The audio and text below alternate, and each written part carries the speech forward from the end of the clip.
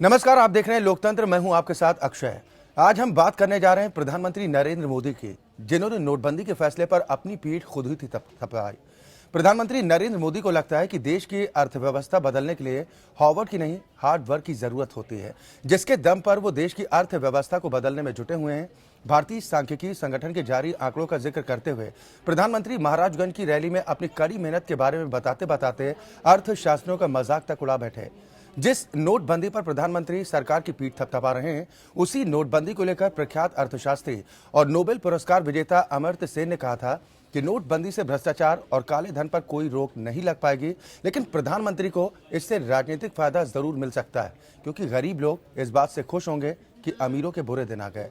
हो सकता है कि प्रधानमंत्री नरेंद्र मोदी को अमर्त्य सेन से ज्यादा अर्थशास्त्र की समझ हो, लेकिन उनका पद इस बात की इजाजत नहीं देता कि वो अर्थशास्त्रियों के ज्ञान पर ऐसे सवाल खड़े करें। आज लोकतंत्र में हम जानने की कोशिश करेंगे कि हार्वर्ड या हार्डवर्क देश की अर्थव्यवस्था को पटरी पर लाने के लिए दोनों की उपयोगिता क्या है। साथ ही नोटबंदी को करीब 4 महीने का वक्त होने को है, कितना फायदा हुआ और देश की अर्थव्यवस्था में कितनी मजबूती पहुंची।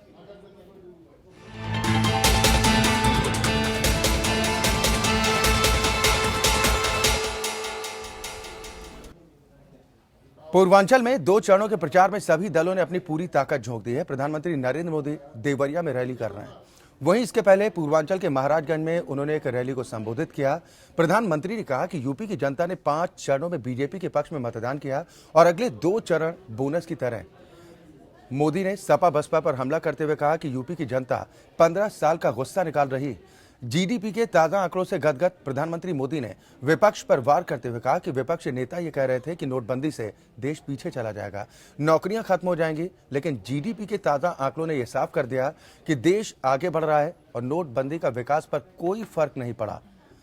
प्रधानमंत्री ने कांग्रेस उपाध्यक्ष राहुल गांधी पर हमला बोला और कहा कि मणिपुर में राहुल के नारियल का जूस लंदन में बेचे जाने के बयान पर प्रधानमंत्री ने जमकर कटाक्ष भी किया है।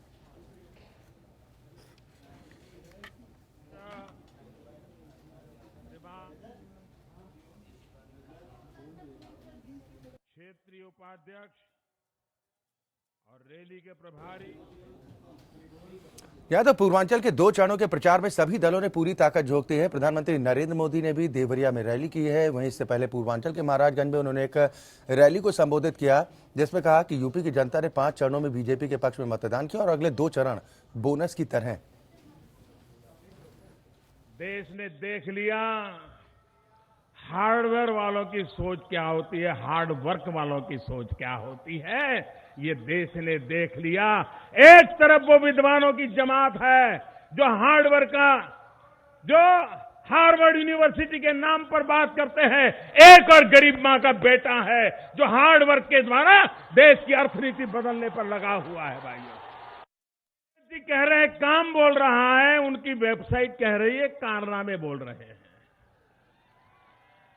यूपी सरकार की वेबसाइट क्या कह रही है? वहां लिखा है life in Uttar Pradesh is short and uncertain. Uttar Pradesh में जिंदगी बहुत छोटी होती है और कब मर जाए कोई भरोसा नहीं। या तो प्रधानमंत्री नरेंद्र मोदी को आप सुन पा रहे थे, जिन्होंने नोटबंदी के फैसले पर अपनी पीठ खुद थपथपाई है। प्रधानमंत्री नरेंद्र मोदी को यह लगता है कि देश की अर्थव्यवस्था बदलने के लिए हार्वर्ड की नहीं, हार्ड वर्क की जरूरत होती है, जिसके दम पर वो देश की अर्थव्यवस्था को बदलने में जुटे हुए हैं। भारतीय सांख्यिकीय संगठन के जारी आंकड़ों का जिक्र करते हुए प्रधानमंत्री महाराजगंज की रैली में अपनी कड़ी मेहनत के बारे में बताते बताते अर्थशास्त्रियों का मजाक तक उड़ा बैठे। जिस नोटबंदी पर प्रधानमंत्री सरकार की पीठ थपथपाने का काम कर रहे हैं, उसी नोटबंदी को लेकर प्रख्यात अर्थशास्त्री और नोबेल पुरस्कार विजेता अमर्त्य सेन ने भी कहा था कि नोटबंदी से भ्रष्टाचार और काले धन पर कोई रोक नहीं लग पाएगी, लेकिन प्रधानमंत्री को इससे राजनीतिक तौर पर फायदा जरूर मिल सकता है, क्योंकि गरीब लोग इस बात से खुश होंगे कि अमीरों के बुरे दिन आ गए। और हो सकता है कि प्रधानमंत्री नरेंद्र मोदी को अमर्त्य सेन से ज्यादा अर्थशास्त्र की समझ भी हो, लेकिन उनका पद इस बात की इजाजत नहीं देता कि वो अर्थशास्त्रियों के ज्ञान पर इस तरीके से सवाल खड़ा करें। आज लोकतंत्र में हम यही जानने की कोशिश करेंगे कि हार्वर्ड या हार्डवर्क देश की अर्थव्यवस्था को पटरी पर लाने के लिए दोनों की उपयोगिता आखिर क्या है। साथ ही नोटबंदी को तकरीबन 4 माह का वक्त पूरा होने को है। नोटबंदी के बाद कितना फायदा हुआ, जिसको लेकर प्रधानमंत्री पीठ थपथपा रहे हैं, और देश की अर्थव्यवस्था को कितनी मजबूती पहुंची।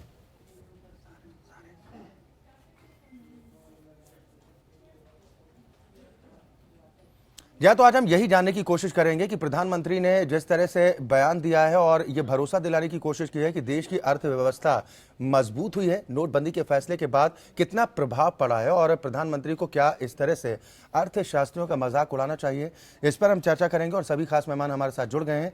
मेरे साथ नोएडा स्टूडियो से पंखुड़ी पाठक हैं, आप प्रवक्ता हैं समाजवादी पार्टी की। पंखुड़ी, बहुत स्वागत है आपका।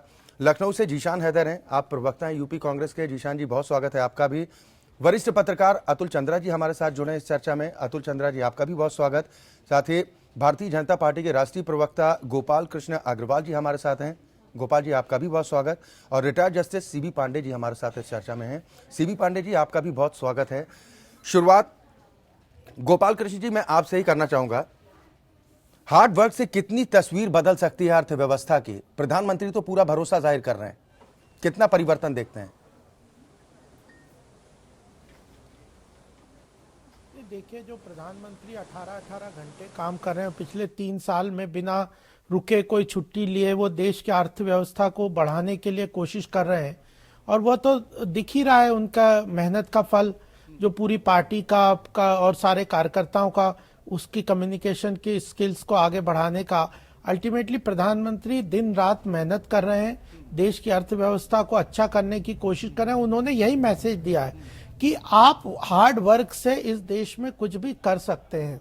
एक तो भ्रष्टाचार खत्म होना चाहिए। भ्रष्टाचार से आप कितनी मेहनत करेंगे, आप गड्ढे वाला मटका लेके चले जाएंगे तो पानी भरते रहो, उसमें खाली होता रहेगा, जो कि पिछले यूपीए सरकार के साथ टाइम हुआ और उत्तर प्रदेश में समाजवादी पार्टी के साथ हो रहा है जी। जब तक आपके पास भ्रष्टाचार रोक के आगे बढ़ने का रास्ता नहीं है और मेहनत के साथ आप एक सही दिशा में अर्थव्यवस्था को ले जाएंगे तो यही होगा जो हो रहा है। देश की अर्थव्यवस्था आप देखिए, एग्रीकल्चर सेक्टर 6% से ग्रो कर रहा है, कभी आज तक 2% से ज्यादा ग्रो नहीं किया।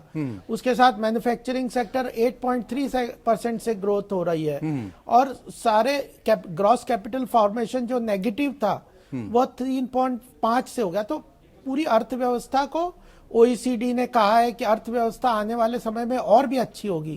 तो यह जो विश्वास है पूरे विश्व का, हमारा अपने लोगों का, वो कहीं ना कहीं जो राजनीतिक बयानों से ठीक है, यानी आपको लगता है कि प्रधानमंत्री ने जो बातें कही हैं कि सिर्फ हार्ड वर्क के जरिए ही अर्थव्यवस्था को मजबूत किया जा सकता है। पंखुड़ी, मैं आपके पास आऊंगा। अच्छी बात है कि कड़ी मेहनत के सामने किताबी ज्ञान जो कहा जाता है कि पानी भरने का काम करता है। और भ्रष्टाचार भी खत्म करना है। आऊंगा सर, कितना परिवर्तन हुआ है? आपकी सरकार को तकरीबन 2.5 साल से ज्यादा का वक्त तो हो ही चुका है, नोटबंदी को भी 4 महीने का वक्त तकरीबन होने को है। कितना परिवर्तन हुआ, इस परिवर्तन पर भी हम बात करेंगे। पंखुड़ी, मैं आपसे ये पूछना चाह रहा हूं कि अगर कड़ी मेहनत के जरिए ही अर्थव्यवस्था को मजबूत बनाना संभव है तो आर्थिक विशेषज्ञों, सलाहकारों का खर्च उठाने की जरूरत क्या है? देखिए, ये जो सरकार रही है ये शुरू से ही बुद्धिजीवियों के खिलाफ रही है। जो भी इसके खिलाफ कोई भी बात करता है, चाहे वो कितने पढ़े लिखे हों, चाहे किसी भी वो पद पे रहे हों, ये खुलकर उनका विरोध करते हैं, उन्हें देशद्रोही करार कर देते हैं। तो ये कोई नई बात नहीं है।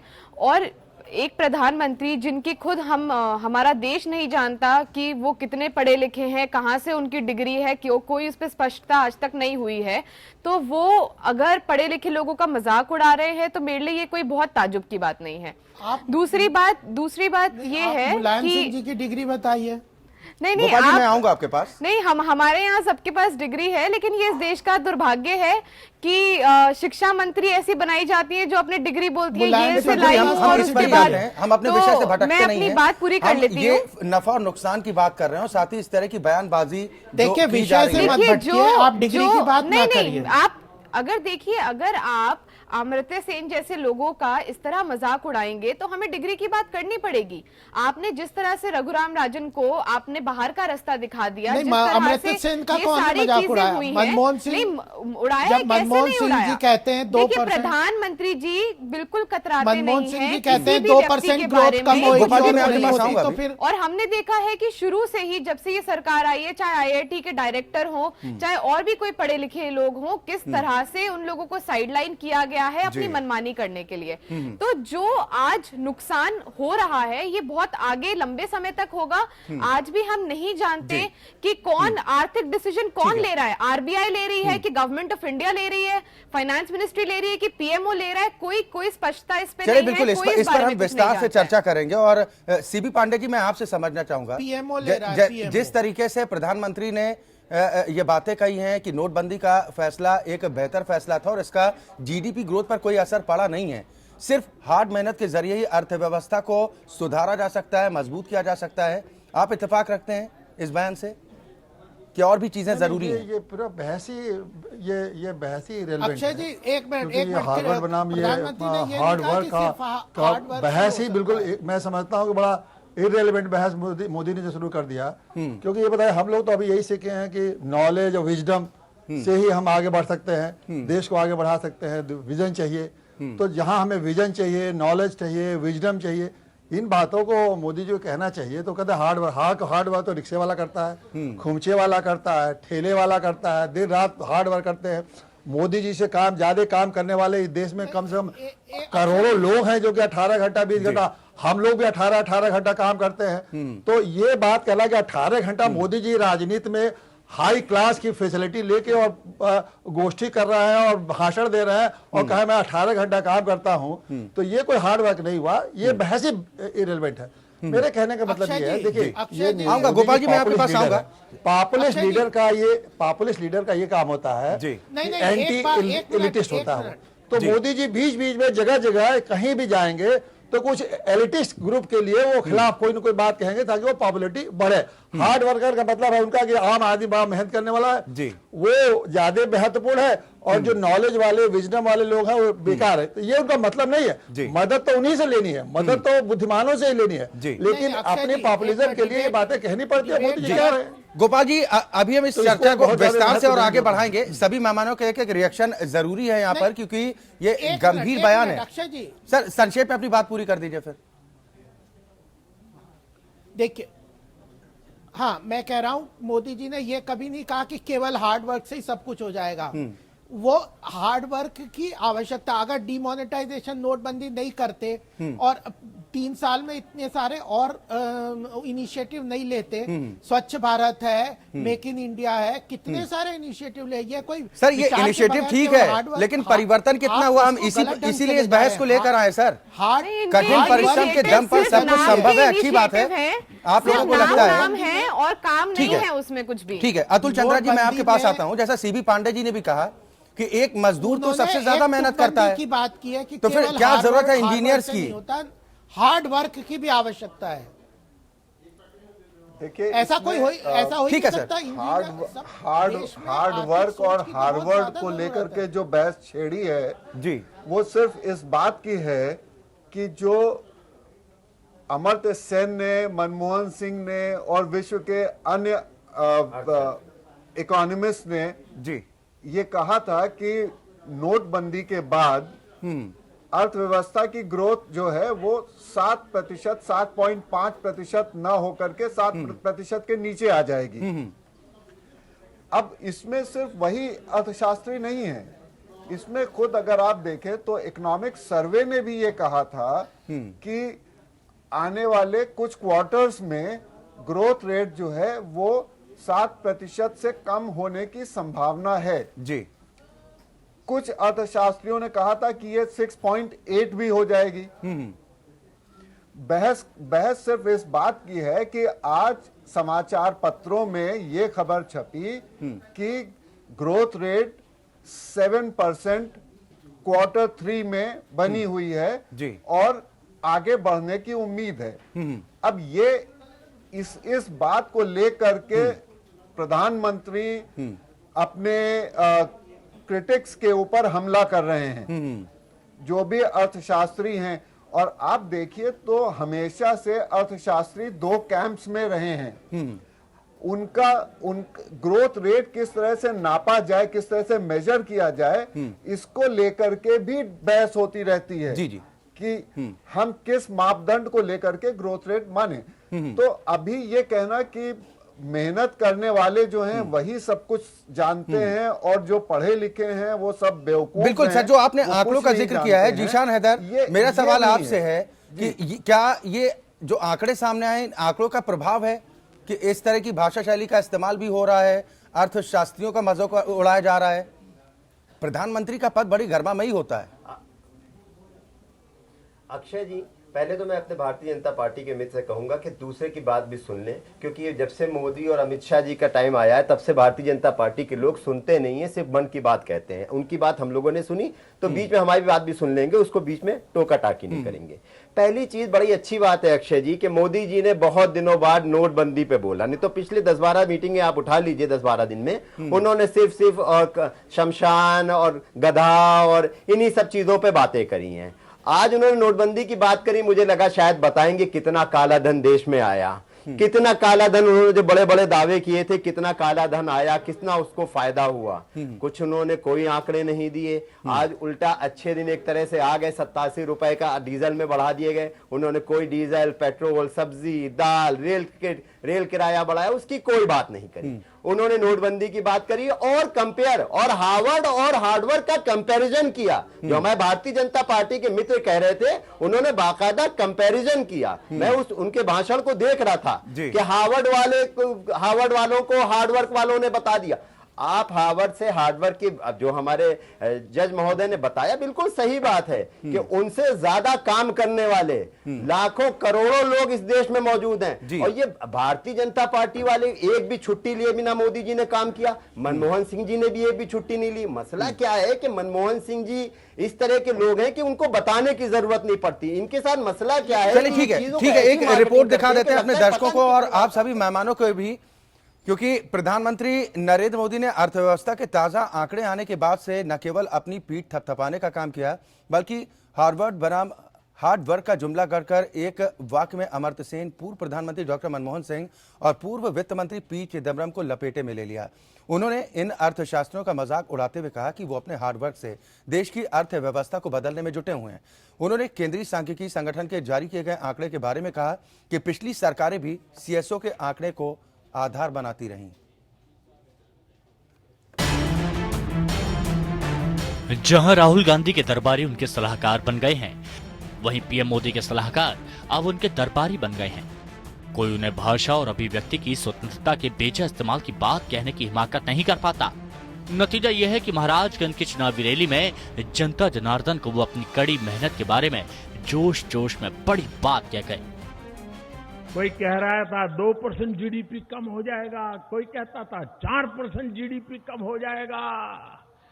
भाइयों बहनों, देश ने देख लिया हार्डवेयर वालों की सोच क्या होती है, हार्ड वर्क वालों की सोच क्या होती है। ये देश ने देख लिया। एक तरफ वो विद्वानों की जमात है जो हार्डवर्क का, जो हार्वर्ड यूनिवर्सिटी के नाम पर बात करते हैं, एक और गरीब मां का बेटा है जो हार्डवर्क के द्वारा देश की अर्थनीति बदलने पर लगा हुआ है। बहुत अच्छी बात है कि बड़ी मेहनत के सामने किताबी ज्ञान पानी भरती है। अगर कड़ी मेहनत से ही सब कुछ होता है तो आर्थिक विशेषज्ञों, सलाहकारों का खर्च भी बचेगा। हार्वर्ड विश्वविद्यालय के बहाने मोदी नोबेल पुरस्कार प्राप्त अर्थशास्त्री अमर्त्य सेन पर निशाना साध रहे थे। अमर्त्य सेन ने कहा था कि नोटबंदी से भ्रष्टाचार और काले धन पर कोई रोक नहीं लग पाएगी, लेकिन पीएम को इससे राजनीतिक फायदा इसलिए मिल सकता है क्योंकि गरीब लोग इस बात से खुश होंगे कि अमीरों के बुरे दिन आ गए हैं। हो सकता है कि पीएम मोदी को अमर्त्य सेन से ज्यादा अर्थशास्त्र की समझ हो, लेकिन उनका पद इस बात की इजाजत नहीं देता कि वो अपनी तुलना अमर्त्य सेन से करें। पीएम मोदी जिन आंकड़ों के दम पर इतना दम भर रहे हैं वो सरकारी संस्था के आंकड़े हैं, लेकिन मोदी इन्हीं आंकड़ों के दम पर दम भर रहे हैं। सत्य बाहर आकर के रह गया तो अब क्या कह रहे हैं? आंकड़े कहां से आए? क्या पता ये आंकड़े सच है कि झूठ है। सभी सरकारों में आंकड़े जहां से आते हैं, हमारी सरकार में भी वहीं से आंकड़े आते हैं। सवाल नोटबंदी से नफे नुकसान का नहीं, प्रधानमंत्री पद की गरिमा का है। पिछले 2.5 साल से ऐसा माहौल बनाया जा रहा है कि 2014 में मोदी सरकार के बनने से पहले देश में विकास का कोई अता पता तक नहीं था। पीएम मोदी हर भाषण में 70 साल का जिक्र छेड़कर खिल्ली उड़ाते रहे हैं, जबकि देश के अजात शत्रु पूर्व प्रधानमंत्री अटल बिहारी वाजपेयी ने इसे देश के पुरुषार्थ की खिल्ली उड़ाना बताया था। चुनाव के दौरान वोट मांगते हुए, सरकार की नीतियों पर कठोर से कठोर प्रहार करते हुए और पुरानी सरकार की नीतियों में आलोचना करने के लिए लायक बहुत सामग्री थी। हर जगह मैंने ये कहा कि मैं उन लोगों में से नहीं हूं जो 50 वर्ष की उपलब्धियों पर पानी फेर दे। ऐसा करना देश के पुरुषार्थ पर पानी फेरना होगा। बहरहाल नोटबंदी का असर मुद्दा नहीं, पीएम के बयान से संदेश ये जा रहा है कि वो अमर्त्य सेन से ज्यादा ज्ञानी हैं और हार्वर्ड जैसे विश्वविद्यालयों में उच्च शिक्षा और किताबी ज्ञान दिया जाता है और अनुभव के सामने ये ज्ञान बेमानी है। माननीय प्रधानमंत्री जी, ये इसी अज्ञान का ही परिणाम है कि चंद हजार चोरों को पकड़ने के लिए आपने 125 करोड़ लोगों को और उनके पैसों को 2 महीने से ज्यादा वक्त तक बंधक बनाकर रखा था। दरअसल मामला बड़बोलेपन का है। पीएम मोदी अपनी तुलना कृष्ण से कर चुके हैं। उनके समर्थकों ने उन्हें शिवरात्रि पर शिव के अवतार के रूप में भी पेश किया है। वो सिख धर्म में भी अपना रिश्ता बताते हैं तो मां गंगा ने उन्हें बुलाया है और वे यूपी के गोद लिए बेटे हैं। Bureau report, APN. दरअसल भारतीय सांख्यिकी संगठन के आंकड़े सामने आने के बाद प्रधानमंत्री ने इन बातों का जिक्र किया है। इनके क्या मायने निकलते हैं, सभी खास मेहमान हमारे साथ लगातार जुड़े हुए हैं। गोपाल कृष्ण जी, मैं आपके पास आऊंगा। आपने पूर्व प्रधानमंत्री अटल बिहारी वाजपेयी जी को भी सुना, क्या नकारा जा सकता है कि हर भाषण में यही कहा जाता है कि पिछले 70 सालों में कुछ नहीं हुआ, सिर्फ गड्ढे खोदे गए? क्या ये कहना ठीक होगा? क्या ये शोभा देता है एक प्रधानमंत्री पद पर बैठे एक व्यक्ति के ऊपर?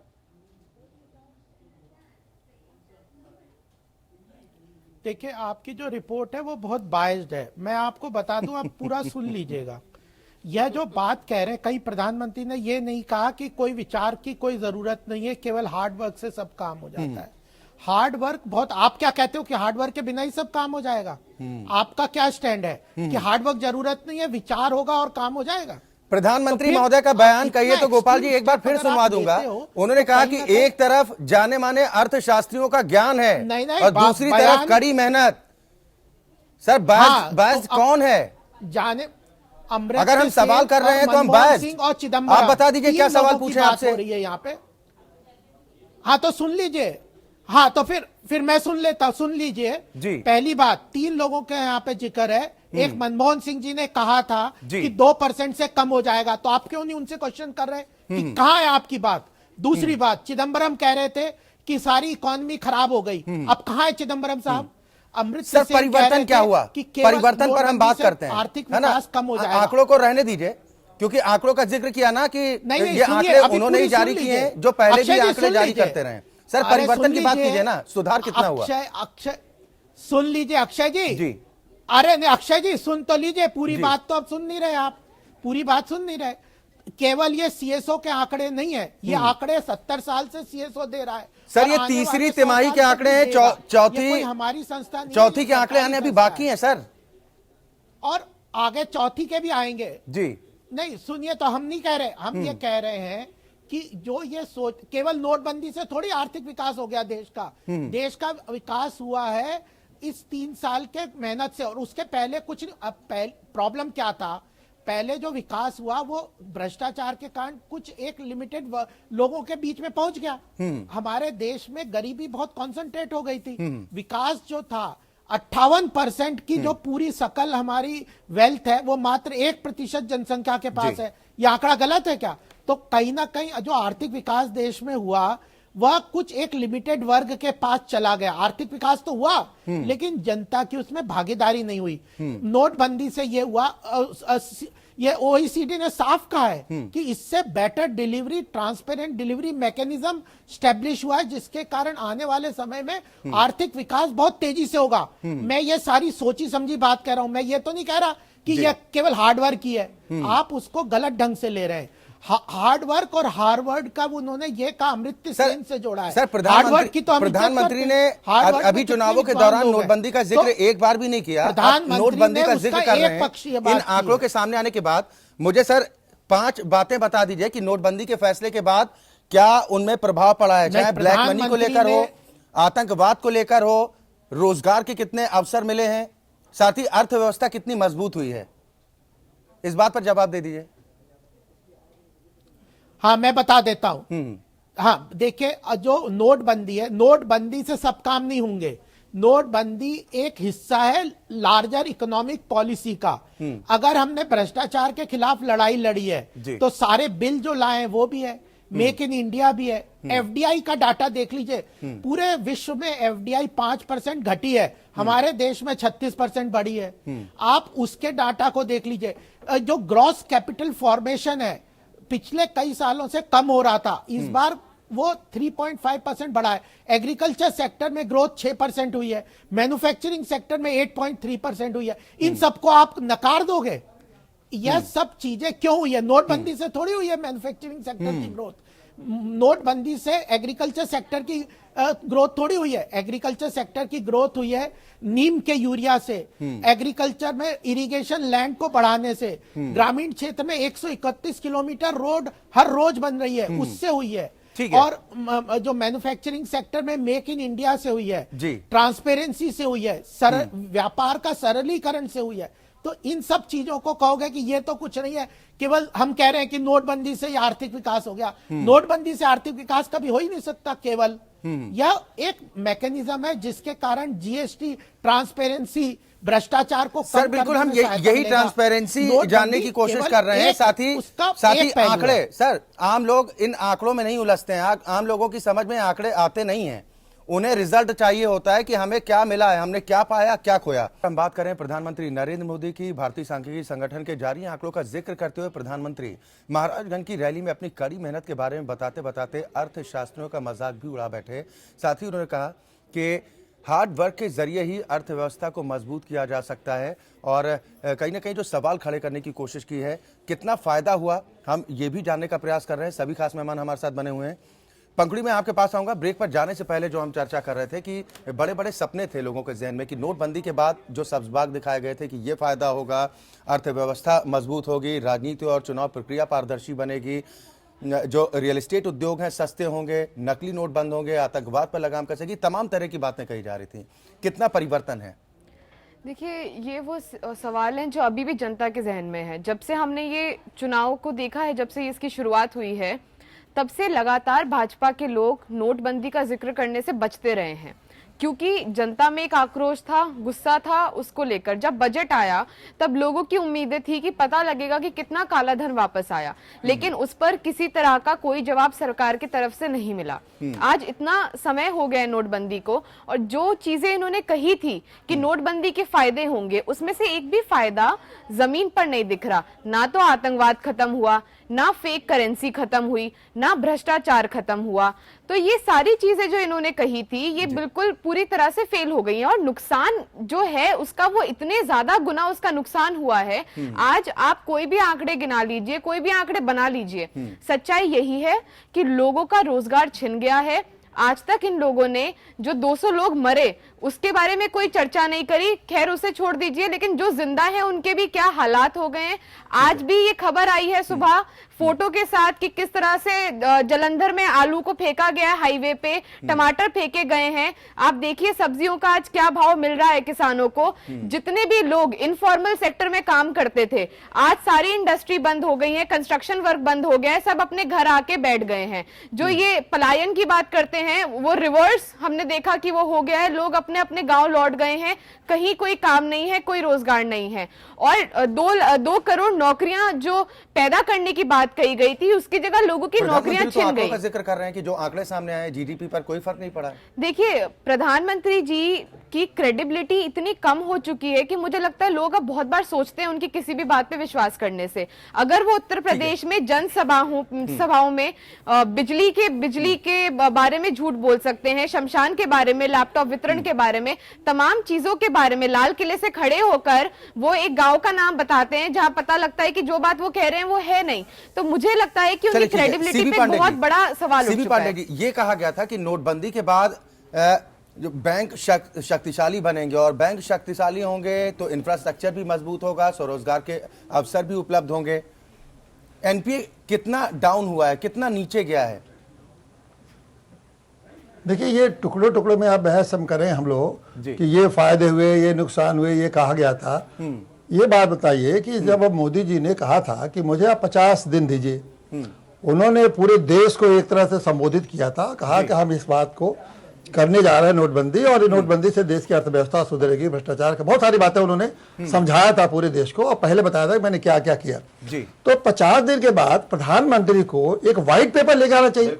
वो बताते हैं कि भाई देश के लोगों को मैंने 50 दिन तक इतनी तकलीफ दी, जो उन्होंने हमारे साथ सहयोग किया, उसके बाद देखिए 50 दिनों में हमारी अर्थव्यवस्था ये हुई, और आने वाले समय प्लान करते कि हमारे आने वाले समय में क्या क्या हमको फायदे मिल सकते हैं। अब हम हवा में बहस कर रहे हैं, कहीं आंकड़ा आ गया तो उसमें बहस कर दिया, किसी नेता ने बोल दिया बीजेपी के रैली में कि ये फायदे हो गए तो उस पर हम बहस शुरू कर दिए। ये इन बहस का कोई मतलब नहीं है। प्राइम मिनिस्टर का अपना खुद एक प्राइम मिनिस्टर है, उन्होंने कहा था कि हम 50 दिन के बाद बताएंगे आपको, एक प्रॉपर ढंग से आते, ये बताना बहस चाहिए होती, चैनलों बहस होती, नोटबंदी का जिक्र पार्लियामेंट में बहस होती, प्रधानमंत्री खुद भी पीठ थपथपा रहे हैं। हाँ, तो ये कोई जगह नहीं है, ये जगह है क्या? ये कौन मोदी जी कहेंगे, कोई उससे सवाल तो पूछेगा नहीं। रैली कोई जगह नहीं है। वो अगर आप व्हाइट पेपर देते, पार्लियामेंट में बहस करिए, देश के लोग बहस करें, चैनल बहस करें, जब हम सब लोग बैठेंगे बहस करेंगे कि ये जो है फायदा हुआ कि नुकसान हुआ। अब किसी अमेरिका के किसी जर्नलिस्ट ने कुछ लिख दिया कि इनका कोई खास जर्नलिस्ट लिख दिया, कोई आंकड़े देश में भारत में कैसे बनते हैं, ये तो आकर उसकी लंबी बहस आप कराइए तो ऐसे हमारे यहाँ जुडिशरी में ऐसे आंकड़े बनते हैं कि इतने मुकदमे फैसले हो गए, इतने लोग छूट गए, सब फर्जी बनते हैं भारत के आंकड़ों का, तो आप बिल्कुल विश्वास न करिए। तो उन आंकड़ों के भरोसे आप करते हैं। अब फिलहाल आंकड़े तो बनाने वाले उन्हीं के हार्वर्ड, जिनको हार्वर्ड की आलोचना कर रहे हैं, ज्यादा के ज्यादा तो आंकड़े बनाने वाले वो भी तो हार्वर्ड से ही आए हैं, वो कागज पर बैठ के बनाते हैं। रियलिटी में देखिए, आप किसी किसान से जाके पूछिए उसको क्या फायदा हुआ, मजदूर से पूछिए उसको क्या फायदा हुआ, गरीब से पूछिए उसको क्या फायदा हुआ, मध्यम वर्ग से पूछिए, बेरोजगार नौजवानों से पूछिए उसको क्या फायदा हुआ, आम लोगों को जो जिंदगी है उसके आम लोगों की जिंदगी में क्या सहूलियतें मिली, बिजली में क्या सहूलियतें मिली, लोगों को भ्रष्टाचार, जो ऑफिस में जा रहे हैं क्या घूस लिए बिना काम नहीं हो रहा है, लोगों का काम क्या जल्दी हो रहा है, क्या टाइम बाउंड प्रोग्राम से काम हो रहा है। ये अगर चीजें अगर होती तो हम लोग समझते कि ये फायदे हुए। और दूसरा बात है कि नोटबंदी से जो ये भी नहीं बता रहा कि कितना नोटबंदी से ब्लैक मनी आया। आंकड़ों की बाजीगरी दिखाने के प्रयास तो खूब किए जाते हैं, यही आंकड़ों के जरिए बताने की कोशिश की जाती है कि ये फायदा हो गया, वो फायदा हो गया, जमीनी स्तर पर नहीं दिखता। जो सारे लोगों ने, हर गरीब आदमी ने ये समझा, आम आदमी सिर्फ यही देखता है कि जमीन पर कितने काम हो रहे हैं, उन्हें कितना फायदा पहुंचा है। गोपाल कृष्ण अग्रवाल जी, आपके पास ही आता हूं। हर आदमी सोचा था, एक बात मैं कह दूं, हर आदमी ये सोचा था कि नोटबंदी हो जाएगा तो हमारे जितना ब्लैक मनी है उसका कुछ न कुछ हिस्सा हमको आ जाएगा। क्या किसी के खाते में ब्लैक मनी का हिस्सा कोई आया? मालूम ही नहीं कितना ब्लैक मनी आया, तो ब्लैक मनी का हिस्सा तो किसी के गोपाल कृष्ण अग्रवाल जी, तो कौन सा फायदा हुआ? आंकड़ों पर बात नहीं होती है, आंकड़ों पर बात होनी चाहिए ना। देखिए, पहली बात मैं आपको बता दूं कि बात हो रही है कि मनमोहन सिंह जी ने जब 2% कम होने की जीडीपी की बात कही थी, तो वो कहते ना कि हम वेट करेंगे और जब आंकड़े आएंगे तब चर्चा करेंगे। जब मनमोहन सिंह इतने इररिस्पॉन्सिबल, सर आंकड़ों को छोड़ देते हैं ना सर, किसने क्या कहा किसने क्या नहीं कहा छोड़ दीजिए। आप लोगों ने भी कहा, आंकड़ों को कैसे आप लोगों ने कहा कि अर्थशास्त्रियों को ज्ञान नहीं है, हम कठिन परिश्रम कर रहे हैं, हालात बदल देंगे। ठीक है, आप हालातों पर बात को मानेंगे नहीं सर, मुझे इस बात का जवाब दीजिए। सीएसओ की रिपोर्ट को मानेंगे नहीं, ओईसीडी की रिपोर्ट को मानेंगे नहीं सर, तो बिना आंकड़ों के क्या बात करेंगे सर? तो आप कहोगे कि विकास नहीं हुआ, हम कहेंगे नहीं जाता है, बस यही बात पर क्या दिखता है सर? रोजगार कितना आप लोगों ने दे दिया, इस पर जवाब दे दीजिए। रिपोर्ट आपने कहा कि भ्रष्टाचार रिपोर्ट पे और जाने काले की धन पर जरूरत लगाम ही नहीं कसेंगे, है। उस पर क्या नतीजा आया, वो नतीजा बता दीजिए। देखिए सबसे पहले जो बड़ी बात है कि जो काला धन देश में घूम रहा था वो बैंकों में जमा हो गया, तो अपने आप अब वो पकड़ा जाएगा। 18 लाख लोगों को नोटिस गए, 3 लाख से ऊपर जिन्होंने जमा किया है उनसे पूरा डिटेल माना जाएगा। तो अगर काला धन किसी ने जमा किया है तो वो याद रखे, उसको इतना प्रॉब्लम होएगी, वो बुरी तरह से फंसेगा। तो अब तो पकड़ने का एक सिस्टम तो बन गया। अब उसने बैंक में अगर जमा कर दिया है काला धन, जैसा कि आप लोग कह रहे हैं, तो काला धन उसका पकड़ा जाएगा। सबसे बड़ा एक मैकेनिज्म बन गया जिसके थ्रू आप काला धन पकड़ सकते थे। लोगों ने नकली नोट बदलवा दिए, नकली नोट बदलवा दिए। ठीक है, बैंक के कर्मचारी कह रहे थे हम देख नहीं पा रहे थे कि नकली है कि असली है। आप उनसे पूछे, बताइए। 70 साल में जीशान हैदर, जो 70 साल से नकली नोट बरामद हो रहे थे, उनसे भ्रष्टाचार के मामले अब भी सामने आ रहे हैं। हमने तो एक सिंसियर और क्या प्रयास हमारा किया है। इंफ्रास्ट्रक्चर इनकम टैक्स विभाग का भ्रष्टाचार से लड़ने का एक सिंसियर ठीक है सर, मैं आऊंगा। जीशान हैदर, क्या हमारा इनकम टैक्स डिपार्टमेंट है पहली या बार फिर इन्फोर्समेंट डिपार्टमेंट है, आज उसका खुद का इंफ्रास्ट्रक्चर इतना मजबूत है? कितना समय लगेगा? आप जो दम भर रहे हैं कि बैंकों में पैसा, बैंकों में सारा पैसा पहुंच गया सर, बिल्कुल तुरंत, ज्यादा समय नहीं लगेगा, ये पकड़े जाएंगे। असली से पहले नकली नोट आ गए मार्केट में। पहली बार भ्रष्टाचार और काला आ गया तो सरकार क्यों नहीं बता रही कितना काला धन आ गया? दूसरी बात, 70 साल बार बार करते हैं और 26 जनवरी और 15 अगस्त को वहीं पे खड़े होकर जो 70 साल में काम हुआ उससे सैल्यूट लेते हैं कि कितना काम हुआ 70 साल में, सैल्यूट लेते हैं और वहां पे भाषण देते हैं लाल किले पे खड़े होकर माननीय प्रधानमंत्री। कारनामे जरूर देश में हुए, उत्तर प्रदेश के 5 साल में काम नहीं, आप पहले सर्विस टैक्स के खिलाफ वो करते हैं, सर्विस टैक्स 12 से बढ़ा के 15% कर देते हैं, ये जीडीपी का विरोध करते हैं, फिर जीडीपी ले आते हैं। ये देखिए, ये यूटर्न प्रधानमंत्री हैं, इनके पास कोई, जिसे अभी अरे आप डेटा को मानेंगे नहीं, बात जो कह रहे हैं वो मानेंगे नहीं, अपनी बात गलत हो जाएगी उसको मानेंगे नहीं, तो आप बात फिर आप क्या करेंगे? आप लोग मार्केटिंग में बहुत अच्छे हैं, इसमें कोई फैन बट नहीं है। आप लोगों के पास सिर्फ मार्केटिंग आती है, काम कुछ नहीं आता है। वो वहां पे खड़े मार्केटिंग में बहुत अच्छे काम में बिना काम के बोल रहे हैं। ठीक है, भाइयों बहनों, आज इतना करो। ठीक है सर, मैं आऊंगा आप लोगों के पास। बताया वो अपने हार्डवर्क से कंपैरिजन कर रहे हैं। और एक चीज और लगती है अक्षय जी, एक चीज और मैं पूछना चाहता हूँ, आजकल पीएमओ कहाँ से चल रहा है? माननीय प्रधानमंत्री पूरा टाइम तो उत्तर प्रदेश के चुनाव में ही रैलियां करते फिर रहे हैं। होम मिनिस्ट्री कहाँ से चल रही है? देश की वैल्यू नहीं है उत्तर। हर दिन आतंकवादी हमले हो रहे हैं, ना प्राइम मिनिस्टर दिल्ली में है, ना होम मिनिस्टर दिल्ली में है। पिछले 2.5 साल में क्या परिवर्तन? गोपाल जी आऊंगा सर, मैं आऊंगा। जीशान आऊंगा आपके पास। 2.5 साल में ये परिवर्तन क्या है? ये लोग जो कोई अच्छे दिनों की बात कही गई थी। अच्छे दिन तो छोड़िए, अच्छे दिन तो बहुत दूर का ख्वाब है, लेकिन कुछ भी बेहतरी नहीं कर पाए, इसीलिए 70 साल की ये बात करते हैं। और माननीय प्रधानमंत्री जी जब मन की बात में ये तो जनता बताएगी पांखुड़ी जी आपको। अरे बोलने दीजिए, इसरो की उपलब्धियों के लिए जब अपने आप को क्रेडिट देते हैं तो भूल जाते हैं कि इसरो किसने बनाया था। और जिस समय इस देश का एक आम नागरिक गाड़ी में चलने का नहीं सोचता था, उस समय हम लोग स्पेस टेक्नोलॉजी की सोच रहे थे। ये वही 70 साल वाली सरकार है। क्रेडिट दे रहे हैं इसरो का, क्रेडिट ले लेते हैं, खिलाड़ियों का क्रेडिट आप ले लेते हैं, इसरो के वैज्ञानिकों का उन्होंने स्वागत किया है। अरे आप तो जवानों का क्रेडिट ले लेते कोई भी नहीं ले रहा। आप शहादत का क्रेडिट ले लेते हैं। जवान अगर सर्जिकल स्ट्राइक करता है अच्छा, तो उसका क्रेडिट आप ले लेते हैं। आप क्या कर रहे हो? मोदी जी की फोटो लगा देते हैं, तो अखिलेश जी खुद में मोदी जी की फोटो लगा देते हैं। अखिलेश यादव खुद सड़क बना रहे हैं क्या? ठीक है, हम अपने मुद्दे पर वापस आते हैं। हाँ, तो अखिलेश यादव खुद सड़कें बना रहे हैं क्या? की बीवियां घूमती रहती हैं, उन्हें कंपेंसेशन नहीं मिलता है, मुआवजा नहीं मिलता मौत पे, शहादत पे। ये इनकी असलियत है।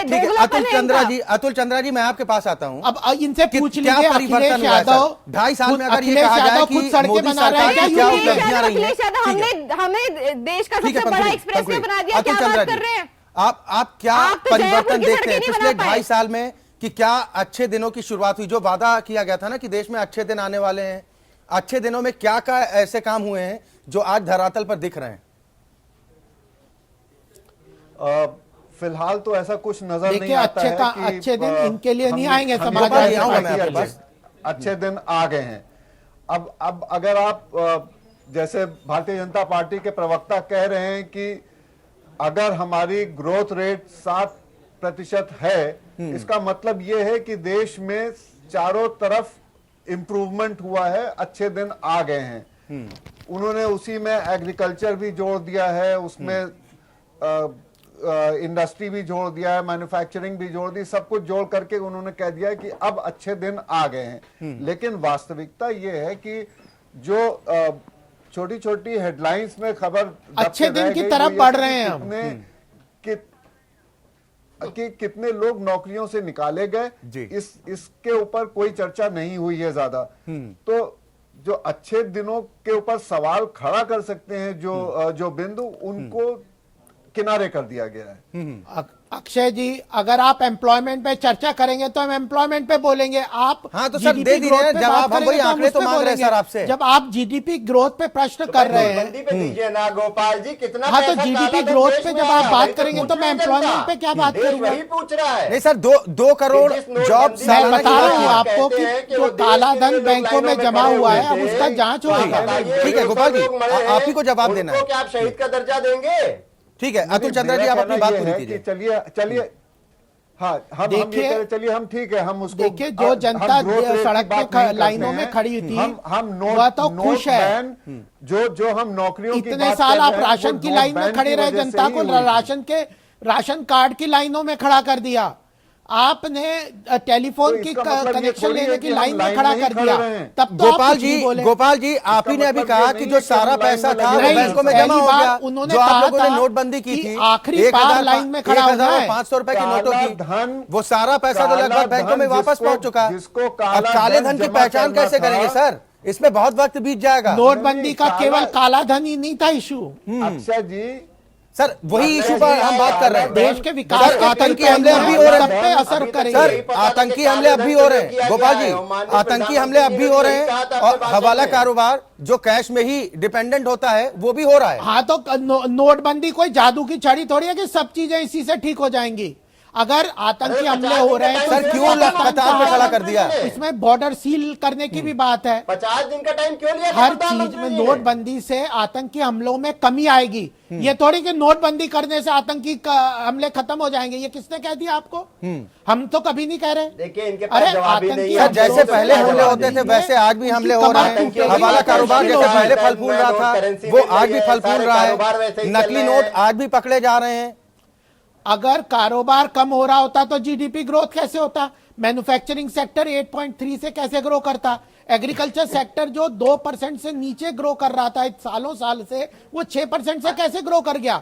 तो आप उन चीजों को नकारोगे और कहोगे कि मनमोहन सिंह ने क्या कहा? अरे अमृत सेन ने किस भाव से कहा, उनको असली में वो बताएंगे कि वो एक्सप्लेन। आप अमृत सेन से पूछिए कि आपने कैसे कहा था कि कम हो जाएगा और बढ़ कैसे गई। आप उनसे पूछे ना बुला के, हम पूछेंगे, उनसे बात करेंगे। आप हमसे पूछ रहे हैं क्या ये परिपाटी ये परिपाटी ठीक है? आप हमें बताइए कि नोटबंदी में क्या जो 200 लोग अगर मरे हैं, उन्होंने उनकी राजनीतिक मौत जाया राजनीतिक सीबी पांडे जी सोच के तहत कहा है जी, जब ये फैसला किया गया था इसमें कोई दोहरा नहीं है, पूरे देश ने सुना था। सोच के तहत 50 यही दिन, हम क्वेश्चन आपने कर भी रहे अभी कहा था ना कि 50 दिन की मोहलत तो प्रधानमंत्री ने मांगी थी ना, कि 50 दिन के बाद अगर नतीजे ना आए सामने बेहतर तो आप जो सजा मुकर्रर करेंगे जहां पर करेंगे मैं आ जाऊंगा। तो नतीजे आ गए ना सर, नतीजे कहां दिख रहे हैं? सीबी पांडे जी, अरे नतीजे आ रहे हैं, बार-बार यही कहा वो तो जा रहा है कह कि हम तो नतीजे आ अभी रहे हैं। ये समझ रहे हैं नहीं, ये बताइए, ये समझ रहे हैं कि जीडीपी बढ़ गई, मान लीजिए एक उदाहरण के लिए, बढ़ी है नहीं बढ़ी तो बढ़ गई, या हमारा ग्रोथ रेट बढ़ गया,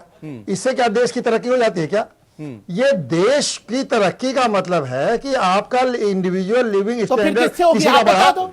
एक आदमी के आपने आपकी बढ़ गया होगा क्योंकि नेता लोगों का तो बढ़ जाएगा। ये कह रहे थे कि पैसा चुनाव में कम खर्चे होंगे, अब नेता लोग आप चुनाव में पैसे खर्च हो गए, कितने करोड़ रुपया पकड़े गए चुनाव में पूरे देश, इस पूरे 4 राज्यों में। आप देखिए क्यों पकड़े गए? जब आपने नोटबंदी में सारे ब्लैक मनी अंदर करा लिए थे, तो ये इतने नोट कहां से पकड़े क्यों गए? तो इसका कहां जा रहे हैं? हमने प्रयास तो किया है भ्रष्टाचार को खत्म करने का। आपने प्रयास तो कर, ये ऐसा प्रयास न करिए कि लोग एक कुएं से निकले और खाई में गिर जाए, ऐसा तो प्रयास होना नहीं चाहिए। बेहतर ही होगा कि आप बताते हैं कि हमारा जो एक फोकस हम किस तरह बढ़ना चाहते हैं। आज स्थिति ये है कि हम लोग यही समझ नहीं पा रहे हैं कि ये देश बढ़ किधर रहा है। देश जब एम्प्लॉयमेंट जनरेट करने वाला देश है, कि एग्रीकल्चर जनरेट करने वाला देश है, कि इंडस्ट्री जनरेट करने वाला देश है, कि एजुकेशन करने वाला देश है, कि हेल्थ करने वाला देश है, आप काला चश्मा लगा के चले तो आप समझ ही नहीं पाएंगे। पता तो लगे। अब आप वो भारतीय जनता अरे पार्टी वाले मनमोहन जो सिंह नेता का आपको खूब चश्मा दिख रहा पहन होगा, लेंगे क्योंकि तो उनको आपको माल कैसे मिल रहा समझ है। आएगा? ठीक है, गोपाल जी, मनमोहन सिंह या एक फाइनल कमेंट आपसे लूंगा। किसी की बात नहीं कर रहा। बड़े संक्षेप में जवाब। सर, बड़े संक्षेप में जवाब। आपने अभी कहा जी देखिए जी, अभी गोपाल जी जो आपने independent कहा कि opinion अच्छे बनाएगा दिनों की आदमी, वो शुरुआत हो गई है, देखेगा नतीजे कि आने मैं वाले वक्त बहुत में दिखाई स्पष्ट है। देंगे। सर, कितना वक्त इंतजार करें लोग? 2.25 साल करीब हो गए, कितना इंतजार करना होगा नतीजे अच्छे आने बिल्कुल में? वक्त धीरे नहीं, अरे इंतजार नहीं करना। अच्छे आप भ्रष्टाचार को हमने बहुत ज्यादा तरीके से लगाम लगा ली है। मैं आपको डेटा जो बता रहे हैं, हमारा कृषि क्षेत्र बढ़ने वाला है, मैन्युफैक्चरिंग सेक्टर बढ़ना शुरू हो गया, हो रहा है। 9% ग्रोथ हुई है एग्रीकल्चर सेक्टर में इस क्वार्टर में। आप इन सब चीजों को नकारेंगे और कहेंगे अच्छे दिन कहां से आएंगे? अरे इन्हीं से तो आएंगे। कृषि क्षेत्र में विकास होगा, अनऑर्गेनाइज सेक्टर में विकास होगा, लोगों को एम्प्लॉयमेंट मिलेगा, एफडीआई आएगी। सर, अभी तो लोगों के रोजगार गए, व्यवसाय चौपट हो गए, तो लोग तो सवाल इस बात का उठाएंगे ही और जवाब सरकार को देना पड़ेगा। बात की थी, अब करोड़ों वक्त- लोगों का वक्त इससे ज्यादा रोजगार इजाजत नहीं कृषि दे रहा। क्षेत्र का विकास होगा तो वहीं तो रोजगार न्यूटन मिलेगा। प्रधानमंत्री ऐसे ही थोड़ी ना सर- कहा जाता है इनको। चलिए, बिल्कुल, बहुत शुक्रिया आप सभी मेहमानों का। वक्त की कमी है, इस चर्चा में आप सभी लोगों का शामिल होने के लिए। तो सवाल इसी बात को लेकर उठ रहे हैं कि प्रधानमंत्री एक तरफ पीठ थपथपाने की कोशिश खुद ही करते हैं। नोटबंदी के फैसले को लेकर एक बार फिर उन्होंने कहा कि जो जीडीपी के आंकड़े सामने आए हैं वो एक सुकून भरा संदेश देते हैं, अच्छे दिनों की शुरुआत की बात प्रधानमंत्री कर रहे हैं।